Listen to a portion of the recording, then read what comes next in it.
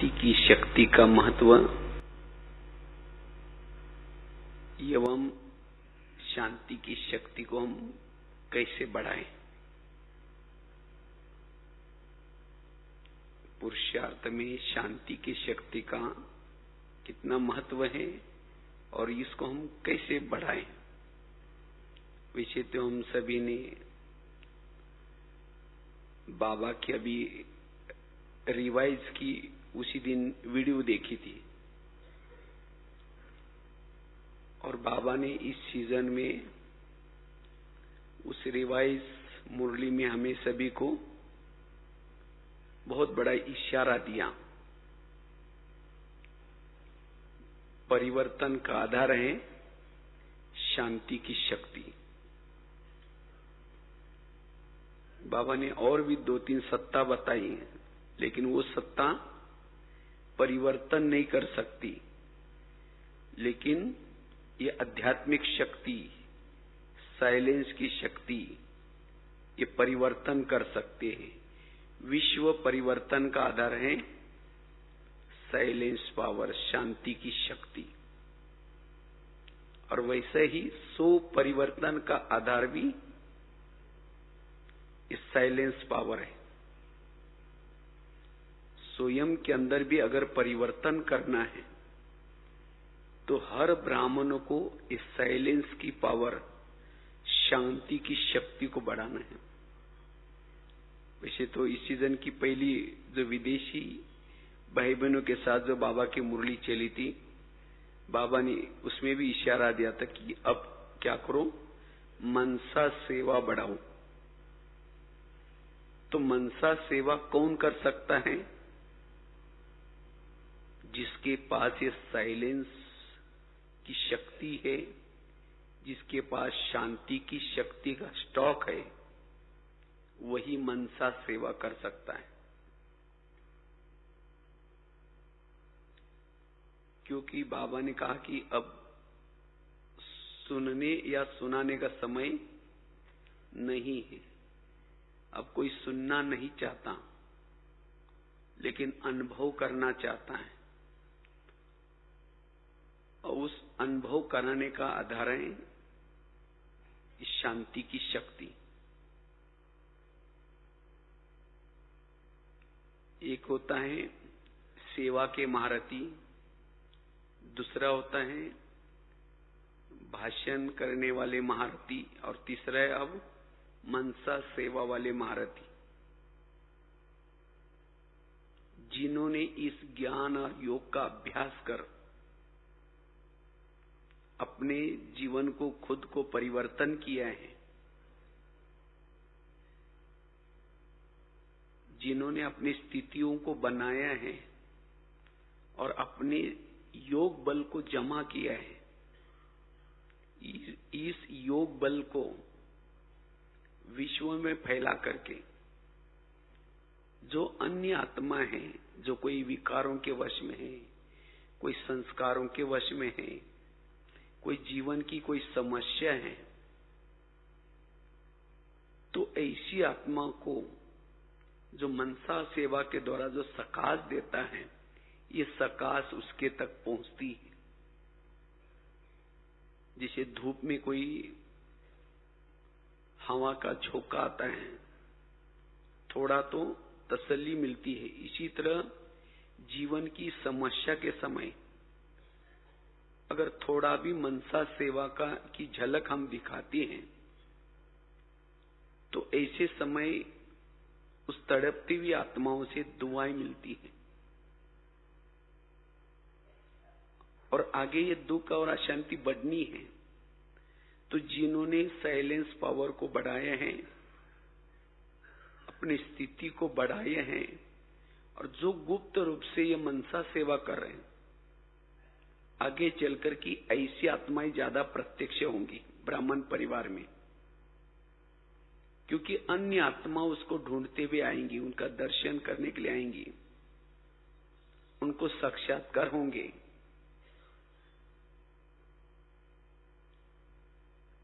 वाणी सेवा के द्वारा हम लिमिटेशन भगत बना सकते हैं, लेकिन मनसा के द्वारा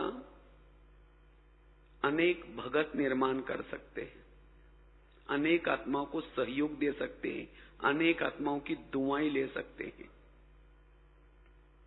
इसलिए बाबा कहते हैं, बच्चे ये मनसा सेवा बढ़ाओ, लेकिन उसका आधार है साइलेंस पावर। हम अपने संस्कारों को भी बदल सकते हैं,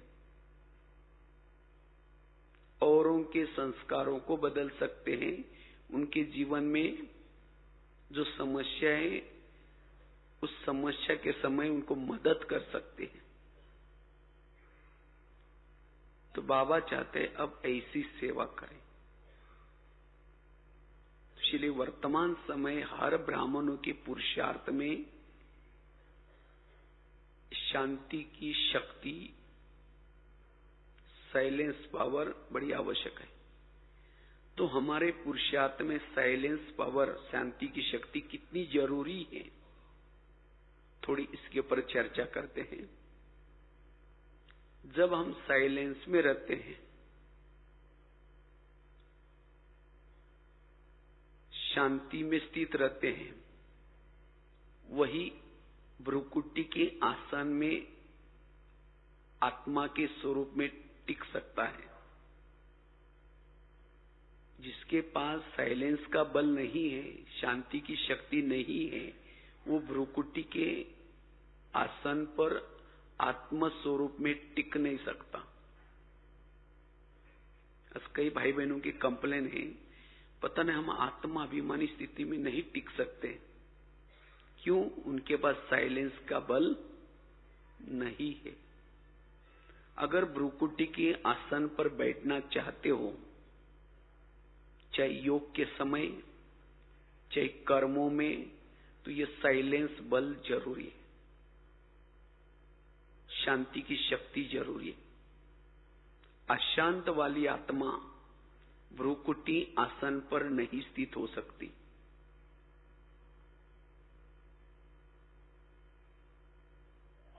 और जो आत्मा अशांत है,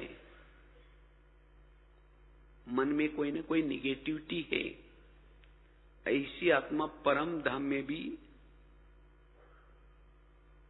अपने आदि स्वरूप में, अनादि स्वरूप में स्थित नहीं रह सकती। अगर अनादि स्वरूप में स्थित रहना है, इसलिए साइलेंस बल जरूरी है।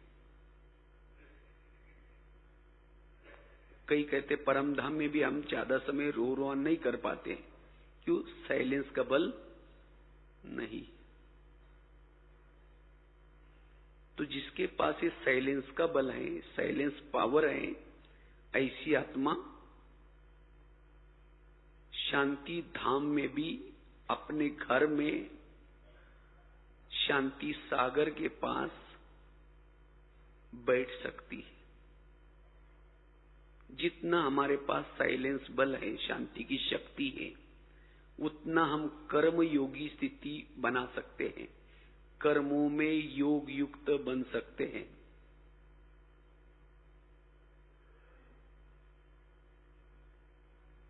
जिसके पास साइलेंस का बल है, उसका टाइम वेस्ट नहीं होगा, हर पल उसका टाइम सफल होगा। ऐसी आत्मा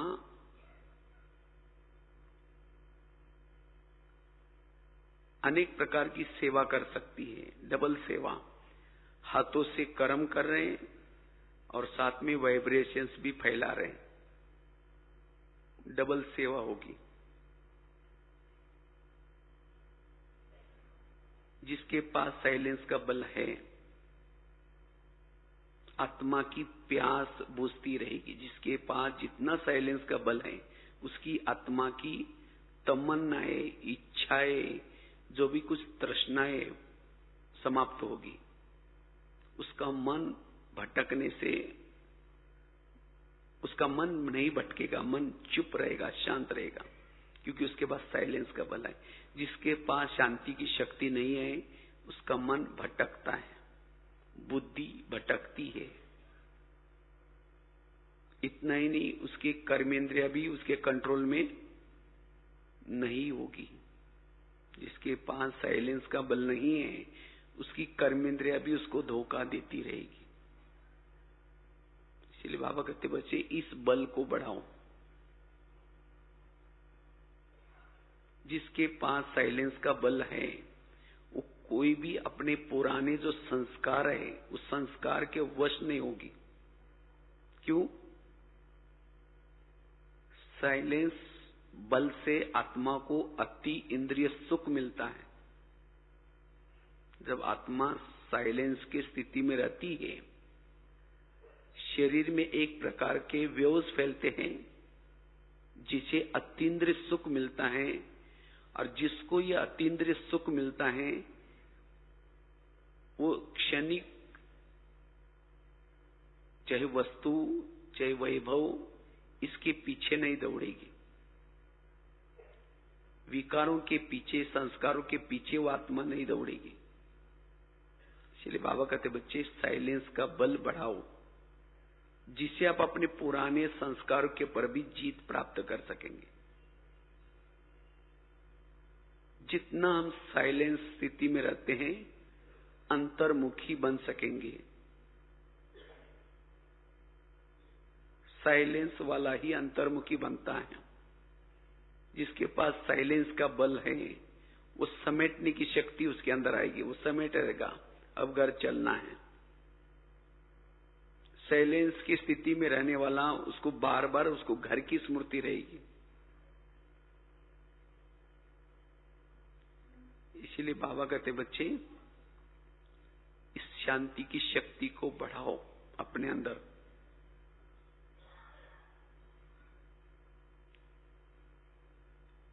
साइलेंस की शक्ति से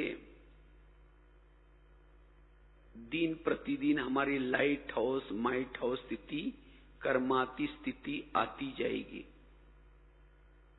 जितना हम साइलेंस में रहेंगे, कर्मातीत बिंदु रूप स्थिति, बीज रूप स्थिति का आधार भी साइलेंस पावर है। जितना जिन्होंने अपने साइलेंस बल को बढ़ाया, शांति की शक्ति को बढ़ाया, उतना उज्ज्वला स्वरूप स्थिति में स्थित रह सकते हैं। ऐसी आत्मा देखते हुए भी न देखने की अनुभूति कर सकते हैं। जो साइलेंस में रहते हैं उनका साक्षी भाव रहता है, उनके अंदर कंट्रोलिंग पावर, रूलिंग पावर आती है।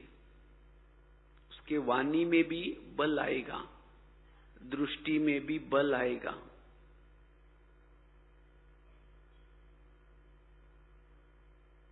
तो सो परिवर्तन के लिए बहुत आवश्यक है साइलेंस पावर। इसीलिए बाबा कहते बच्चे इसको बढ़ाओ। इतना ही नहीं, विश्व परिवर्तन का आधार भी साइलेंस पावर है। जितना हमारे पास साइलेंस का बल है, उतना हम एकाग्र चित्त रह सकते हैं, एकाग्रता का अनुभव कर सकते हैं। इसीलिए इस शक्ति को अब हमें पुरुषार्थ में क्या करना है? बढ़ाना है। इससे हमारे अंदर काफी सारा परिवर्तन आएगा। अशरीरी बन सकेंगे, आत्मानुभूति कर सकेंगे,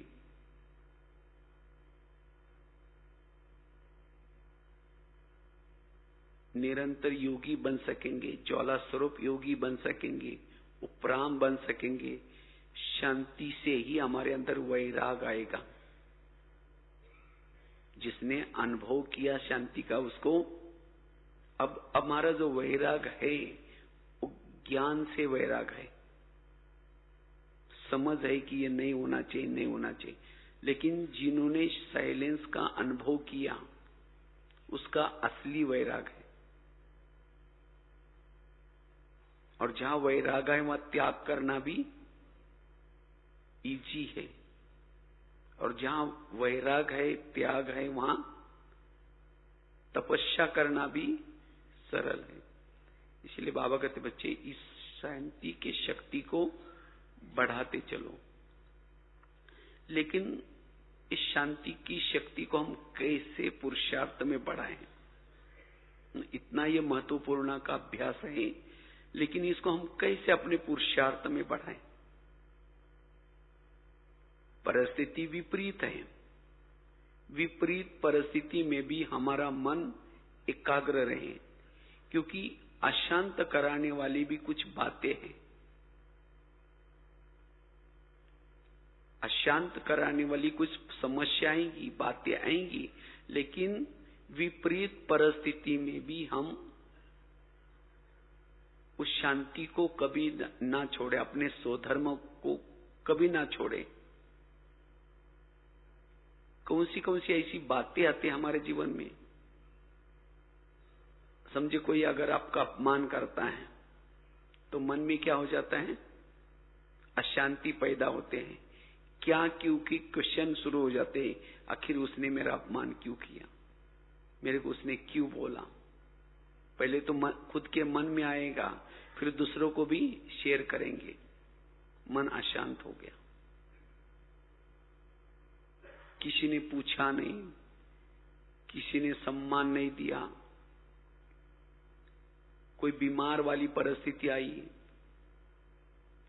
कोई कार, हम किसी के रास्ते में नहीं गए, लेकिन उसने जानबूझ करके हमारे लिए कुछ कहा, कुछ किया, कुछ विघ्न डाले, कुछ हमारे लिए किसी के प्रति भावना बिगाड़ दी, कुछ हमारे जाकर के बातें सुना करके। तो इसी हर एक के सामने परिस्थिति आती है। तो ऐसे परिस्थिति में भी हम शांति में स्थित रहे। ऐसे विपरीत परिस्थिति में हमारा मन संकल्प विकल्प ना करे। चलो 2 मिनट।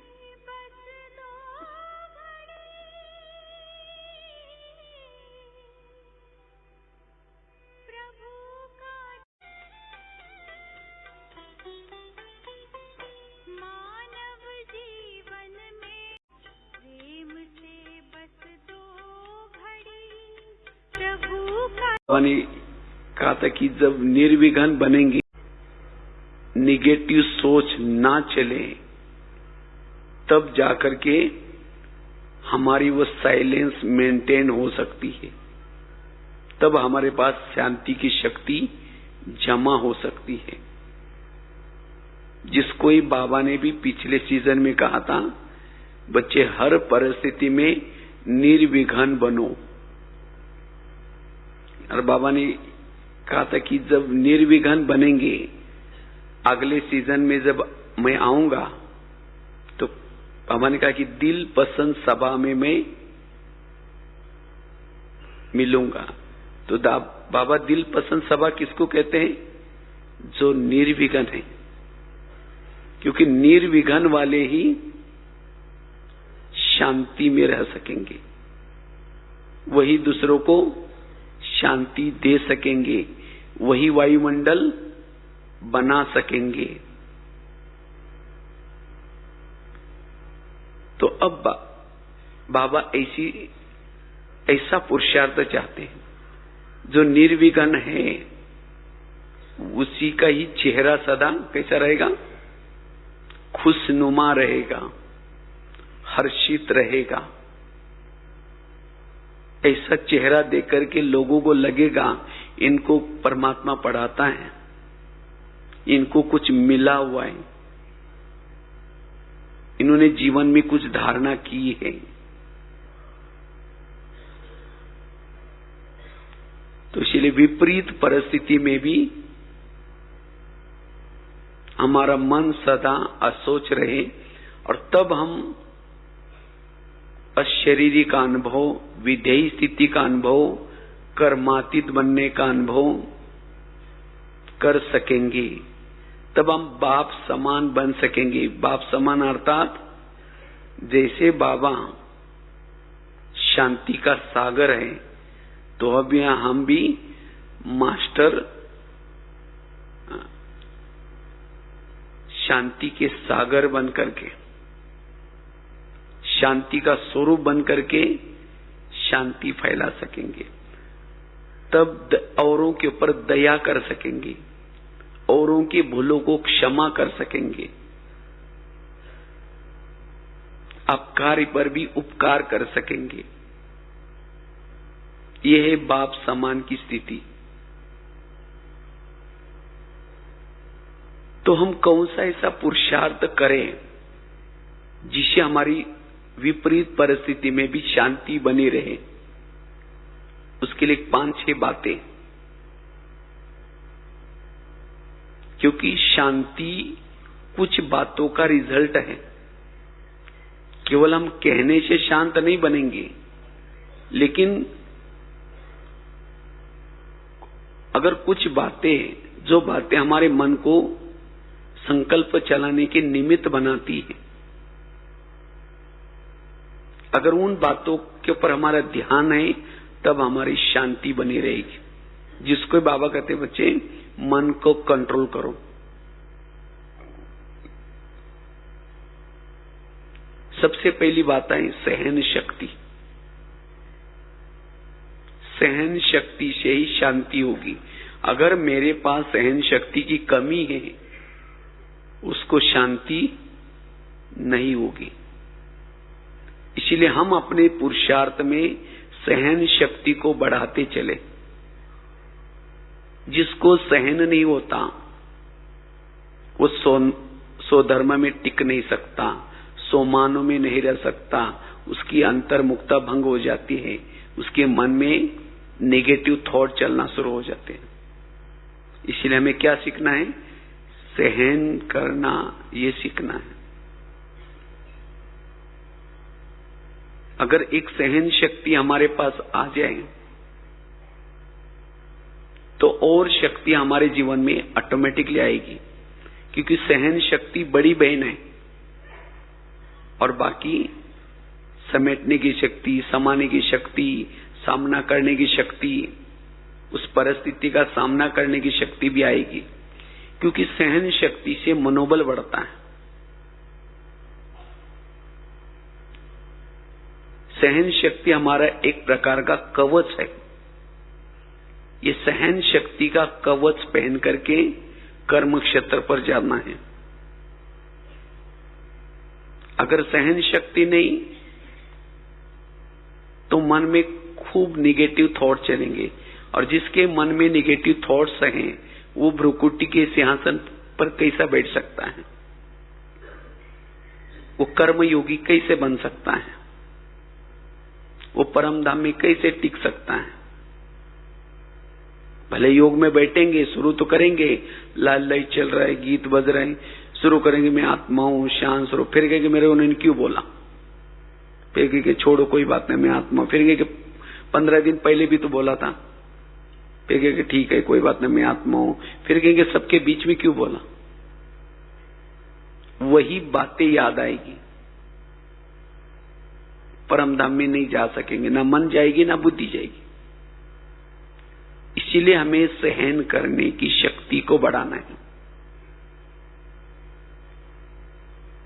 जितना जिसके पास सहन शक्ति है उसके पास शांति की शक्ति का बल जमा होगा, साइलेंस की पावर होगी, और वही मन सा सेवा कर सकता है। इसलिए अपने मन से बातें करो। हे मन, अगर कोई अपमान करता है, कुछ कहता है, किसको कहता है? मन को कहता है, बुद्धि को कहता है, या आत्मा को कहता है? किसको कहता है? किसी ने अपमान किया, किसका किया?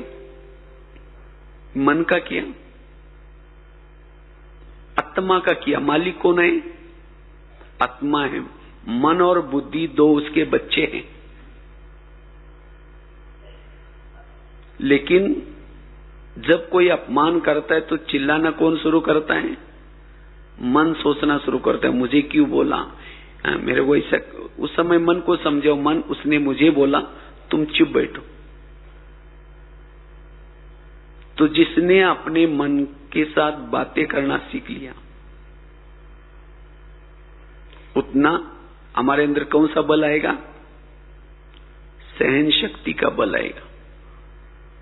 उतना हमारे पास शांति का बल जमा होगा। न हमें अनुभव होगा।